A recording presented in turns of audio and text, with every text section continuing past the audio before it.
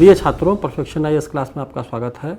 मैं आलोक कुमार आज आपसे प्राचीन भारतीय संस्कृति एवं कला में प्राचीन भारत के जो राज्य हैं, जो महत्वपूर्ण राज्य हैं, उनकी जो राजधानियां हैं, उनके बारे में हम लोग चर्चा करेंगे।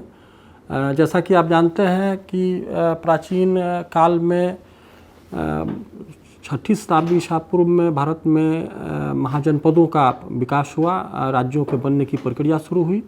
तो सबसे पहले हम लोग जो 16 महाजनपद हैं और उनकी जो राजधानियां हैं, उनके जो राजनीतिक केंद्र रहे हैं, उसकी चर्चा करेंगे। और इसकी चर्चा इसलिए भी लाजिमी है, इसलिए भी आवश्यक है, चूँकि परीक्षाओं में ये जो महत्वपूर्ण जो नगर थे प्राचीन काल के, इनके बारे में अक्सर सवाल पूछे जाते हैं। तो आइए सबसे पहले हम चर्चा करें जो सबसे जो महत्वपूर्ण शहर है, इस शहर की चर्चा करें हम, और ये है वाराणसी। वाराणसी जो है वरुणा एवं अशी नदियों के संगम पर बसा वाराणसी प्राचीन काल में काशी महाजनपद की राजधानी थी।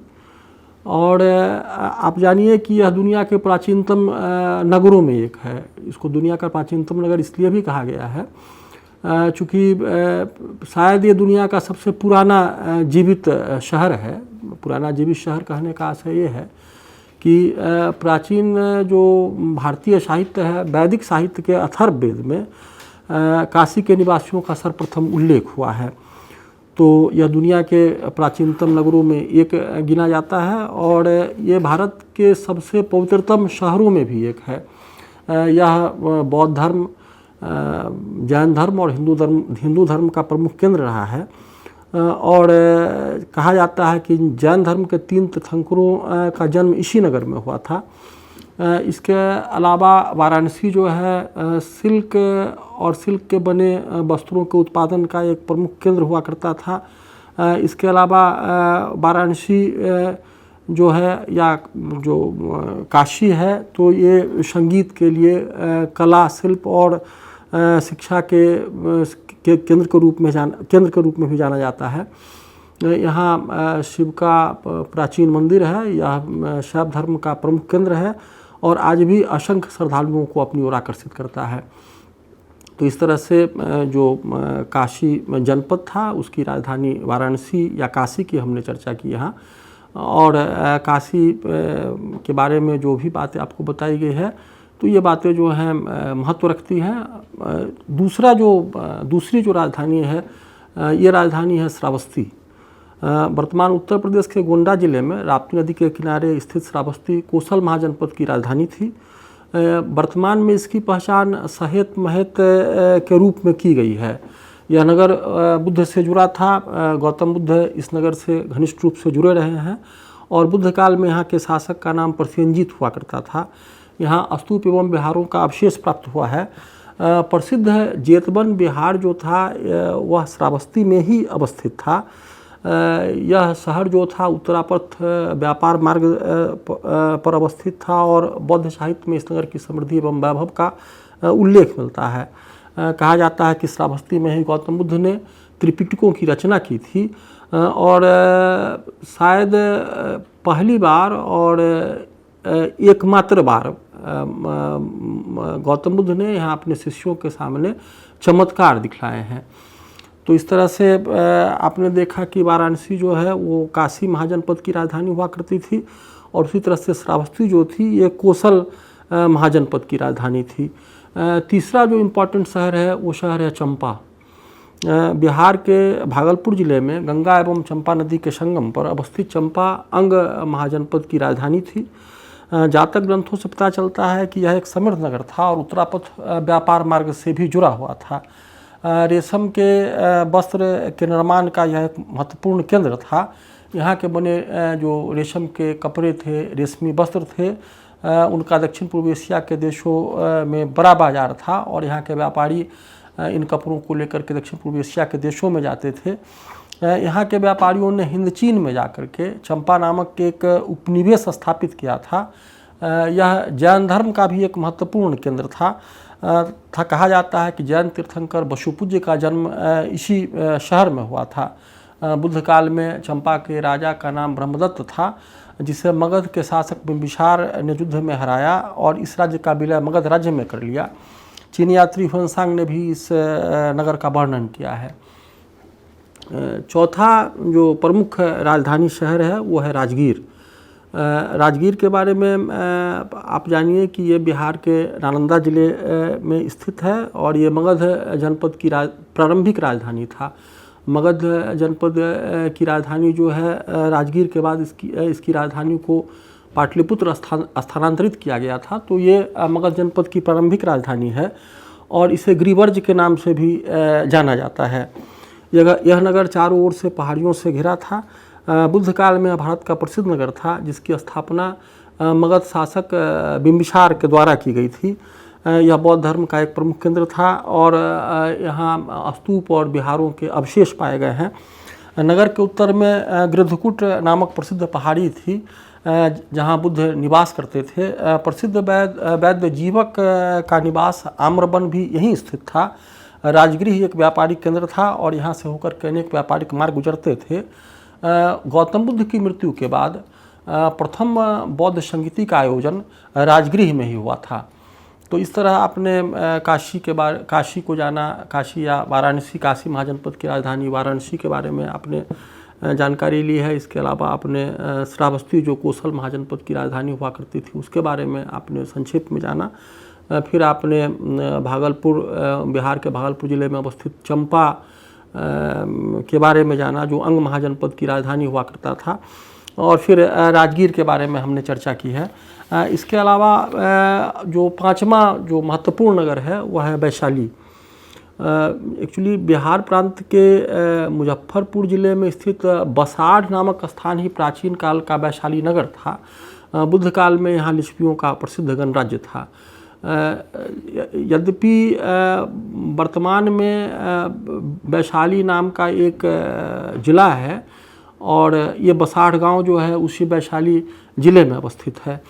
यह जैन था, बौद्ध धर्म का केंद्र था। महावीर का जन्म यहीं कुंडलग्राम में हुआ था और अपने जीवन के प्रारंभिक 30 वर्ष यहीं बिताए थे। गौतम बुद्ध को भी यह नगर बहुत प्रिय था। लिच्छवियों ने उनके ठहरने के लिए महावन में कुटाग्रशाला का निर्माण कराया था। यहाँ की नगर वधू आम्रपाली ने बौद्ध धर्म की दीक्षा ली थी और भिक्षु संघ के लिए आम्र वाटिका दान में दिया था। लिच्छवी राज्य बड़ा ही समृद्ध और शक्तिशाली राज्य था।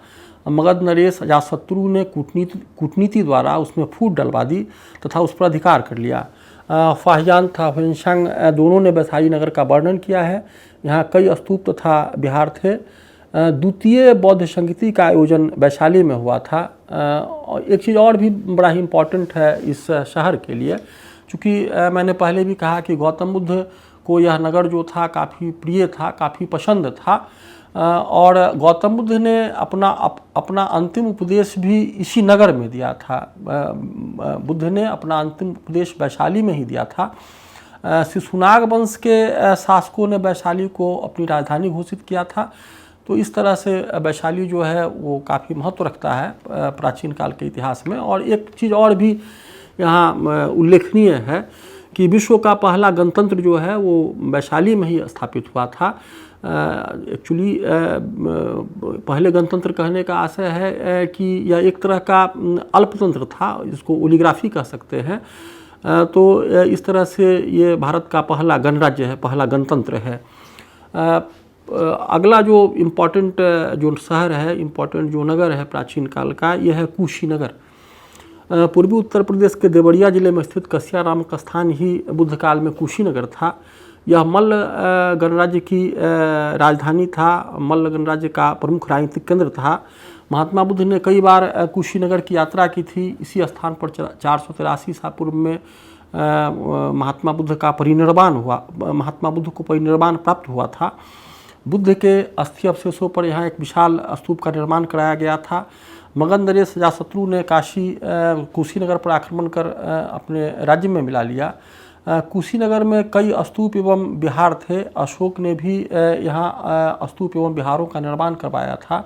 कुशीनगर का सर्वाधिक सर्वप्रसिद्ध स्मारक जो है बुद्ध की विशाल मूर्ति है, जो जिसे शयनावस्था में दिखाया गया है, जिसे लेटे हुए अवस्था में दिखाया गया है। इसके अलावा एक और जो महत्वपूर्ण नगर है यह है सुक्तिमती।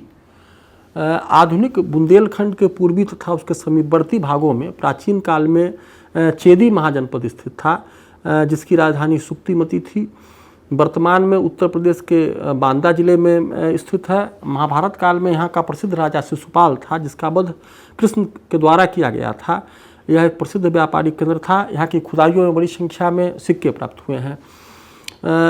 इसके बाद जो अगला इम्पॉर्टेंट शहर है वो है कौशाम्बी। और कौशाम्बी जो है ये आप जानिए कि ये वत्स जनपद की राजधानी हुआ करता था। इलाहाबाद के दक्षिण पश्चिम में लगभग 33 किलोमीटर की दूरी पर स्थित कोशम नामक स्थान ही प्राचीन काल का कौशाम्बी था। यह नगर जमुना नदी के तट पर बसा हुआ था।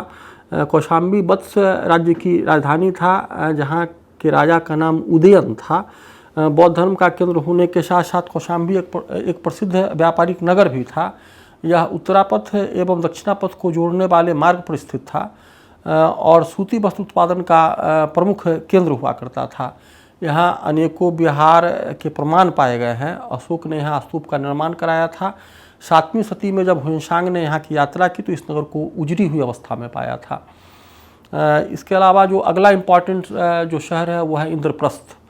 और दिल्ली के समीप स्थित इंद्रप्रस्थ महाभारत काल का प्रमुख नगर था। महाभारत के आदि पर्व से ज्ञात होता है कि धृतराष्ट्र से आधा राज्य प्राप्त करने के बाद पांडवों ने इंद्रप्रस्थ में अपनी राजधानी बनाया था, अपनी राजधानी बसाई थी, अपने नए राजधानी का निर्माण किया था। चूँकि हम जानते हैं कि कौरवों की राजधानी जो थी वो हस्तिनापुर हुआ करती थी। महाभारत में इस नगर की सुंदरता का वर्णन मिलता है। बुद्ध काल में इंद्रप्रस्थ कुरु महाजनपद की राजधानी थी। जातक ग्रंथों में इस नगर की परिधि को 2000 मील बताया गया है। यहाँ के लोग अपने बुद्धि और बल के लिए प्रख्यात थे, प्रसिद्ध थे। इसके अलावा जो अगला जो इम्पोर्टेंट नगर है यह है अहिछत्र। अहिछत्र की पहचान उत्तर प्रदेश के बरेली जिले में स्थित रामनगर नामक स्थान से की जाती है। यह उत्तरी पांचाल जनपद की राजधानी थी। महाभारत था पूर्व बौद्ध काल में यह प्रसिद्ध नगर था। महाभारत से पता चलता है कि द्रोण ने पांचाल नरेश द्रुपद को हराकर अहिछत्र को अपने अधिकार में कर लिया था। खुदाई से पता चलता है कि 300 ईसा पूर्व यहाँ बड़ी आबादी रहती थी तथा भवन कच्ची ईंटों से बने थे। कुषाण काल में इसे पक्की ईंटों से घेर दिया गया था। यहाँ चित्रित धूसर मृदभांड मिले हैं और यह एक लौहकालीन स्थल था। यहाँ से बड़ी संख्या में कुषाणकालीन सिक्के प्राप्त हुए हैं। तो इस तरह से आपने देखा है कि भारत में जो महत्वपूर्ण शहर सब है या जो महत्वपूर्ण नगर हैं। अगला जो महत्वपूर्ण नगर है वो है काम्पिल्ले। उत्तर प्रदेश के फर्रुखाबाद जिले में यह स्थान स्थित है। इसकी गणना भारत के प्राचीनतम नगरों में की जाती है। बुद्ध काल में यह दक्षिण पांचाल जनपद की राजधानी थी। यहाँ एक कुंड है जिसकी खुदाई से मौर्यकालीन ईंटें तथा मंदिरों से कई मूर्तियाँ प्राप्त हुई हैं। चीनी यात्री ह्वेनसांग ने इस शहर की यात्रा की थी। वह लिखता है कि यहाँ बौद्ध भिक्षु निवास करते थे। काम्पिल्ले जैन धर्म का भी केंद्र था, जिसका संबंध जैन तीर्थंकर विमलनाथ के जीवन की घटनाओं से है। अनुश्रुति के अनुसार ज्योतिषाचार्य बराहमिहिर का यह जन्म स्थान था। इस नगर की महत्ता काशी उज्जैनी जैसे प्राचीन नगरों की भांति ही बताई गई है। अगला जो महत्वपूर्ण शहर है यह है विराटनगर। राजस्थान के जयपुर जिले में स्थित बैराठ ही महाभारतकालीन विराटनगर है। 6ठी शताब्दी ईसा पूर्व यह मत्स्य महाजनपद की राजधानी था। यह एक विशाल नगर था जो उत्तरापथ व्यापार मार्ग से जुड़ा हुआ था। यहाँ की खुदाई से मौर्यकाल एवं उत्तर मौर्यकाल के कई अवशेष प्राप्त हुए हैं। यहाँ अशोक स्तंभ एवं विहारों के साक्ष्य पाए गए हैं। यहाँ से मौर्य शासक अशोक का एक लघु शिलालेख प्राप्त हुआ है, जिसमें अशोक बौद्ध त्रिरत्नों बुद्ध धर्म और संघ के प्रति अपने आदर भाव को प्रकट करता है। अगला जो महत्वपूर्ण नगर है, शहर है, यह है मथुरा। उत्तर प्रदेश में जमुना नदी के किनारे मथुरा अवस्थित है। 6ठी शताब्दी ईसा पूर्व में मथुरा शूरसेन महाजनपद की राजधानी थी। इस समय यहाँ का शासक अवंतिपुत्र था, जिसने यहाँ बौद्ध धर्म का प्रचार करवाया। मथुरा भगवान कृष्ण का जन्म स्थान भी है और इसलिए यह हिंदू धर्म का प्रमुख तीर्थस्थल है। मथुरा कुषाणों की दूसरी राजधानी थी, जिसके संरक्षण में मथुरा कला शैली का विकास हुआ, जिसके अंतर्गत बुद्ध, बोधिसत्व तथा हिंदू देवी देवताओं की मूर्तियों का निर्माण बड़े पैमाने पर हुआ है। यह एक वैभवशाली नगर था और उत्तरापथ व्यापार मार्ग का हिस्सा था। मथुरा वस्त्र निर्माण, मिट्टी की मूर्तियाँ, मन का निर्माण, लोहा एवं तांबा के बने वस्तुओं के लिए जाना जाता था। अगला जो इम्पोर्टेंट शहर है वह है पोटली। महाराष्ट्र में गोदावरी नदी के तट पर स्थित पोटली असमक महाजनपद की राजधानी थी। महाजनपदों में केवल असमक ही दक्षिण भारत में स्थित था। अष्टाध्यायी, बृहद संहिता, यूनानी साहित्य और बौद्ध ग्रंथों में इसकी चर्चा है। महात्मा बुद्ध के पूर्व असमक का अवंती के साथ निरंतर संघर्ष चल रहा था। बुद्ध काल में अवंती ने इसे जीतकर अपनी सीमा के अंतर्गत समाहित कर लिया था। अगला जो महत्वपूर्ण शहर है वह है पैठन। महाराष्ट्र के औरंगाबाद जिले में गोदावरी के तट पर पैठन स्थित है, जिसका प्राचीन नाम प्रतिष्ठान है। सातवाहन युग में यह अत्यंत महत्वपूर्ण था। प्रथम शती के अंत में सातवाहनों ने अपने साम्राज्य के पश्चिमी भाग को सुरक्षित करने के लिए अपनी एक राजधानी प्रतिष्ठान अथवा पैठन में स्थापित किया था। यह दक्षिणापथ का मुख्य व्यापारिक केंद्र था। सातवाहन काल के प्रसिद्ध बंदरगाह सड़कों द्वारा इस नगर से जुड़े हुए थे। पेरीप्लस से पता चलता है कि यहाँ से 4 पहियों वाली गाड़ियों से व्यापारिक वस्तुएं भरौच भेजी जाती थी। इस प्रकार रोम से व्यापार के प्रमाण मिले हैं। यहाँ की खुदाइयों से मिट्टी की मूर्तियाँ, हाथीदांत तथा शंख की वस्तुएं, मनके, मकानों के खंडहर आदि प्राप्त हुए हैं। और एक और बड़ा इम्पॉर्टेंट शहर है महाजनपद काल का, और बाद के वर्षों में भी इसका काफ़ी महत्व रहा है। और यह शहर जो है ये उज्जैनी है। मध्य प्रदेश के मालवा क्षेत्र में स्थित उज्जैनी अवंती राज्य की राजधानी थी। महात्मा बुद्ध के समय यहाँ प्रद्योत का शासन था। प्रद्योत यहाँ के राजा हुआ करते थे। इस राज्य का मगध के साथ लंबा संघर्ष चला। था। सुनाग ने इसे जीतकर मगध साम्राज्य में मिला लिया। मौर्य काल में अवंती मगध साम्राज्य का पश्चिमी प्रांत हुआ करता था। बुद्ध काल में यह बौद्ध धर्म का प्रमुख केंद्र था, जहाँ कई बौद्ध भिक्षु निवास करते थे। गुप्त काल में यह शैव धर्म का केंद्र बना, जहाँ स्थित महाकाल मंदिर पूरे देश में प्रसिद्ध है। चीनी यात्री हुएनसांग तथा बाणभट्ट ने उज्जैनी नगर की प्रसिद्धि का वर्णन किया है। अवंती या उज्जैनी शिप्रा नदी के तट पर स्थित होने के कारण व्यापार वाणिज्य के लिए भी महत्वपूर्ण था। यहाँ से 2 प्रसिद्ध व्यापारिक मार्ग गुजरते थे। पहला कौशाम्बी से भरौच तक था, दूसरा प्रतिष्ठान से पाटलिपुत्र तक। दोनों ही मार्गों का मिलन स्थल अवंती में ही था। इस दृष्टि से इस स्थान का व्यापारिक महत्व अत्यधिक था। अगला जो इम्पोर्टेंट शहर है ये शहर है महिष्मती। और ये महिष्मती जो है मध्य प्रदेश राज्य में नर्मदा नदी के तट पर स्थित था, और इसका आधुनिक नाम जो है महेश्वर है। और ये अवंती राज्य की दक्षिणी राजधानी हुआ करता था। बौद्ध साहित्यों में इसकी चर्चा इसी रूप में हुई है, और बौद्ध साहित्य में ये उल्लेख है कि ये अवंती राज्य की दक्षिणी राजधानी था। और ये भारत के महत्वपूर्ण व्यापारिक मार्गों पर अवस्थित था, और एक प्रसिद्ध व्यापारिक केंद्र के रूप में इसकी पहचान थी। खास करके सूती वस्त्र उत्पादन का ये महत्वपूर्ण केंद्र हुआ करता था। और महाभारत और रामायण में ये चर्चा है कि यह मंदिरों का शहर था। और फिर अहिल्याबाई होलकर के ज़माने में ये होलकर वंश की राजधानी भी रहा है। इसके अलावा एक शहर है तक्षशिला, और ये गांधार राज्य की गांधार राज्य की राजधानी हुआ करता था। और तक्षशिला जो है वर्तमान में पाकिस्तान में स्थित है, और ये नॉर्थ वेस्ट फ्रंटियर जो प्रोविंस है, अफ़गानिस्तान के सीमा से लगे जो पाकिस्तान का प्रांत है, उसी क्षेत्र में ये अवस्थित है। और ये गांधार राज्य की राजधानी हुआ करता था। और बाद में जब मौर्य साम्राज्य का उदय हुआ तो ये मौर्य साम्राज्य का जो उत्तरी प्रांत था उसका ये केंद्र हुआ करता था, उसका ये सेंटर हुआ करता था। और फिर ये उत्तरापथ व्यापार मार्ग पर अवस्थित था, और यह एक महत्वपूर्ण व्यापारिक केंद्र भी था। इसके साथ ही ये जो प्रसिद्ध सिल्क रूट था, प्रसिद्ध जो सिल्क मार्ग था, उससे भी जुड़ा हुआ था। ये सिल्क मार्ग जो था चाइना को पश्चिमी दुनिया से जोड़ता था, और तक्षशिला जो था ये सिल्क रूट से जुड़ा हुआ था, इसलिए इसका काफ़ी व्यापारिक महत्व भी था। एक और भी बहुत इम्पॉर्टेंट चीज़ तक्षशिला के साथ है कि शायद तक्षशिला में विश्व का सबसे प्राचीनतम विश्वविद्यालय जो था वो तक्षशिला में स्थापित हुआ था। और ये शिक्षा का महान केंद्र था जहाँ दूर दूर से विद्यार्थी ज्ञान अध्ययन के लिए आया करते थे। इसके अलावा तक्षशिला जो था उत्तर भारत, पश्चिम भारत और मध्य जो एशिया के बीच जो व्यापार का ये मुख्य केंद्र हुआ करता था। चीनी यात्री फाहियान और ह्वेनसांग ने तक्षशिला की यात्रा की थी और ऐसा कहा जाता है, जो महाकाव्य है, महाकाव्यों में इस बात का वर्णन है कि राजा जनमेजय ने जो सर्प यज्ञ किया था, जो नाग यज्ञ किया था, वो यहीं किया गया था।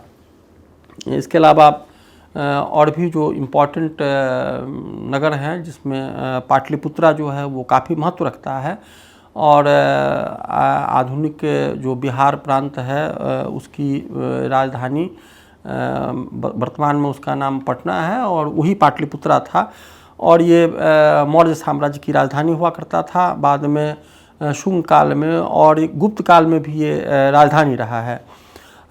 उदयन नामक राजा ने है ना ये राजधानी को, पहले तो राजधानी राजगिरी हुआ करता था जिसकी चर्चा हमने इसी क्लास में की है अभी, कि पहले मगध राज्य की प्रारंभिक राजधानी राजगिरी या गिरिब्रज हुआ करती थी। बाद में जब उदयन राजा हुआ तो उसने राजधानी को राजगिरी से पटना शिफ्ट किया।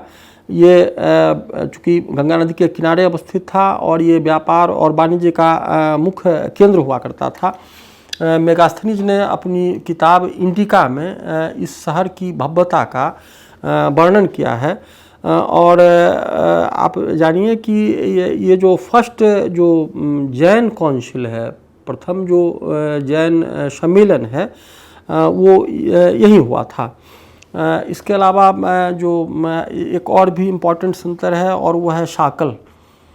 शाकल का मतलब सियालकोट से है और ये पाकिस्तान में अवस्थित है। ये पश्चिमी पंजाब प्रांत में, पश्चिमी पंजाब प्रांत जो पाकिस्तान का हिस्सा है वहाँ अवस्थित है और ये इंडो ग्रीक जो बैक्ट्रियन राजा थे उनकी राजधानी हुआ करता था। खास करके मिनेंडर की चर्चा होती है और 2nd सेंचुरी BC में यहाँ राजा मिनेंडर का शासन था। बाद में मिहिरकुल और हून शासकों ने भी शाकल को अपनी राजधानी बनाया था। ये शाकल या सियालकोट बौद्ध धर्म का एक प्रमुख केंद्र था और 327 BC में जो ये आप देखते हैं कि अलेक्जेंडर जब भारत पर हमला करता है तो उस समय ये शाकल जो था ये आउटपोस्ट हुआ करता था उसका। इसके अलावा ये जो सियालकोट या शाकल जो है ये सिल्क और सिल्क से बने कपड़ों का, सिल्क वस्त्र उत्पादन का महत्वपूर्ण केंद्र हुआ करता था। और मिलिंद पन्हू जो एक बौद्ध साहित्य है, इसमें एक विशाल शहर के रूप में शाकल की चर्चा हुई है, शाकल का उल्लेख किया गया है। इसके अलावा एक और भी महत्वपूर्ण शहर है जिसका नाम है पिशावर, या और इसको पुरुषपुर भी कहते हैं। और ये पुरुषपुर जो है ये पाकिस्तान में अवस्थित है और ये कुषाणों की राजधानी हुआ करता था। कनिष्क 2nd सेंचुरी AD में जो कनिष्क का शासनकाल है उस समय पेशावर या पुरुषपुर ही कुषाण वंश की राजधानी हुआ करता था। यहाँ बौद्ध धर्म और बौद्ध धर्म से जुड़े हुए बहुत सारे स्मारक जो हैं उनके अवशेष प्राप्त हुए हैं। यहाँ एक विशाल चैत्य का निर्माण कुषाणों के द्वारा कराया गया था। इसके अलावा ये पेशावर जो है चूँकि व्यापार मार्ग पर अवस्थित था और यहाँ और ये शहर जो था चाइना, मध्य एशिया, भारत और पश्चिमी एशिया के देशों को जोड़ने का काम करता था और ये सिल्क रूट का हिस्सा भी था। बौद्ध धर्म का महत्वपूर्ण केंद्र होने के साथ साथ ये बौद्ध धर्म के शिक्षा का भी बड़ा केंद्र था। फाहियान ने 4th सेंचुरी AD में इस शहर की यात्रा की थी और ह्वेनसांग ने भी अपनी यात्रा विवरण में आपको पेशावर की चर्चा की है। इसके अलावा एक और भी महत्वपूर्ण शहर है अमरावती और आप जानते हैं कि ये अमरावती शहर जो है इसका एक नाम धरणीकोट भी है। मतलब कि अमरावती और धरणीकोट एक ही जगह के ये दोनों ही नाम हैं। और ये आंध्र प्रदेश में कृष्णा नदी के किनारे गुंटूर जिले में अवस्थित है और ये सातवाहनों की दूसरी राजधानी हुआ करता था। और ये जो अमरावती जो है बौद्ध धर्म से जुड़ा हुआ है, ये बौद्ध धर्म का बहुत बड़ा केंद्र था और यहाँ एक महाचैत्य स्तूप का निर्माण किया गया था। ये महाचैत्य स्तूप जो है भारत का सबसे बड़ा स्तूप है और इसका निर्माण जो है 200 BC से 300 है ना CE के बीच हुआ था। इसके अलावा अमरावती शहर जो है अमरेश्वर स्वामी के मंदिर के लिए भी जाना जाता है और इस तरह से हिंदू धर्म का भी यह एक महत्वपूर्ण केंद्र है। और वर्तमान में इसको आंध्र प्रदेश राज्य के नई राजधानी के रूप में इसका चयन किया गया है। यहाँ अशोक काल के स्तंभ पाए गए हैं और ये बौद्ध कला और बौद्ध मूर्ति कला का बहुत बड़ा केंद्र रहा है।